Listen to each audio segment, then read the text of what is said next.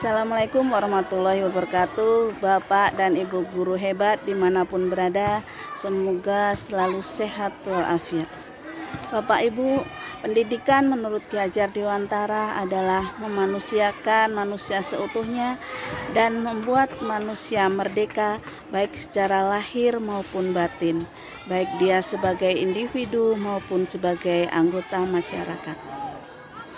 Nah, Bapak Ibu, tuntunan apa yang perlu kita teladani dari Ki Hajar Dewantara dan bagaimana penerapannya di sekolah? Mari kita saksikan video selanjutnya. Pendidikan di Indonesia sudah ada dari zaman kolonial. Namun, pada zaman tersebut manusia diajarkan hanya untuk tujuan-tujuan tertentu. Pada tahun 1854, bupati-bupati mendirikan sekolah kabupaten untuk calon-calon pegawai. Pada tahun 1922, berdirilah pendidikan taman siswa di Yogyakarta yang mencerminkan rakyat untuk bebas dari jerat kebodohan. Perjuangan Bapak Pendidikan Indonesia, Ki Hajar Dewantara, patut diteladani bagi pendidikan saat ini. Nilai-nilai luhur pendidikan yang terkandung dalam pemikiran-pemikiran beliau seyogianya terus diterapkan dalam lingkungan pendidikan saat ini dan masa yang akan datang. Pendidikan menurut Ki Hajar Dewantara adalah upaya konkret untuk memerdekakan manusia seutuhnya secara lahir maupun batin, baik sebagai individu maupun sebagai anggota masyarakat. Pendidik ibarat seorang petani atau tukang kebun, dan siswa adalah benih tanaman yang ditabur petani di lahannya. Setiap benih tanaman ditanam dan dirawat secara berbeda, misalnya padi. Merawat tanaman padi tentu akan berbeda dengan merawat jagung. Guru sebagai seorang pemimpin pembelajaran harus dapat menuntun murid. Guru memberikan bimbingan dalam menentukan arah perkembangan anak. Ia harus memastikan bahwa anak-anak berada di jalan yang benar, tidak tersesat arah.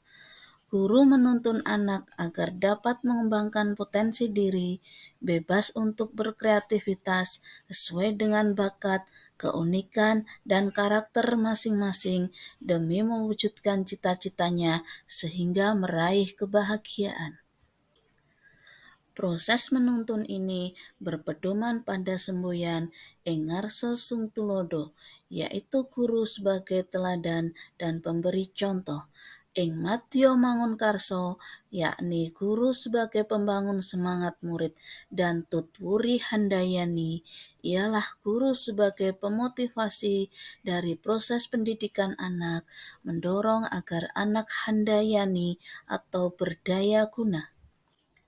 Pendidikan berhubungan erat dengan kodrat kemerdekaan anak, yaitu kodrat alam dan kodrat zaman.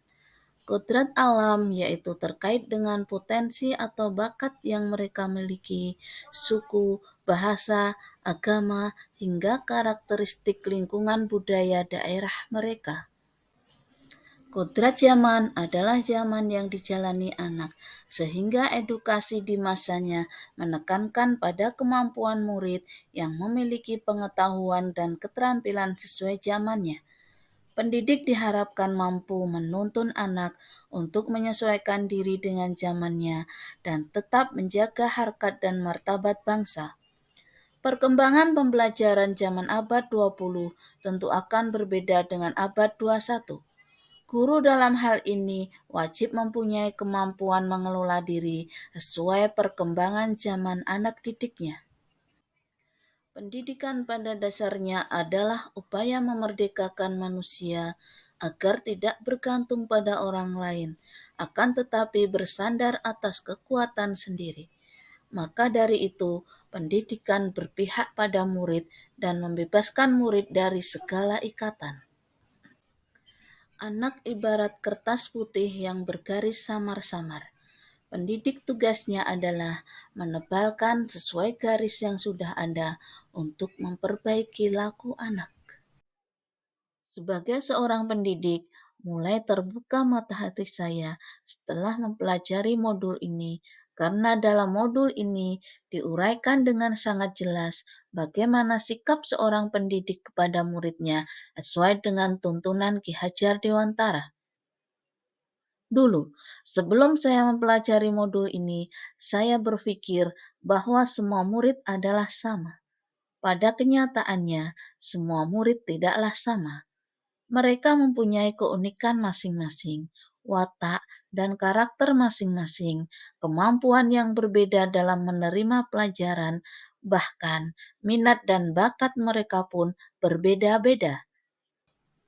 Setelah mempelajari modul ini, saya mulai merubah desain pembelajaran yang saya berikan pada mereka berdasarkan banyaknya perbedaan tadi. Saya menyesuaikan materi ajar sesuai dengan tingkat kemampuan mereka dalam menerima pelajaran. Suasana kelas yang sangat menyenangkan, seperti belajar sambil bermain, menjadikan murid semangat ketika belajar. Murid belajar dengan suasana hati yang senang, rileks, sementara tujuan pembelajaran yang kita sampaikan pun akan dapat dipahami oleh mereka. Maka dari itu, sebagai seorang pendidik, kita diharapkan mampu menciptakan media pembelajaran maupun konten pembelajaran yang menarik, tidak membosankan, yang menantang, yang disukai oleh murid. Marilah Bapak Ibu guru hebat, kita tuntun murid-murid kita sesuai dengan kodrat alam dan kodrat zaman, sehingga mereka akan selamat dan bahagia. Demikian, semoga bermanfaat. Terima kasih. Assalamualaikum warahmatullahi wabarakatuh.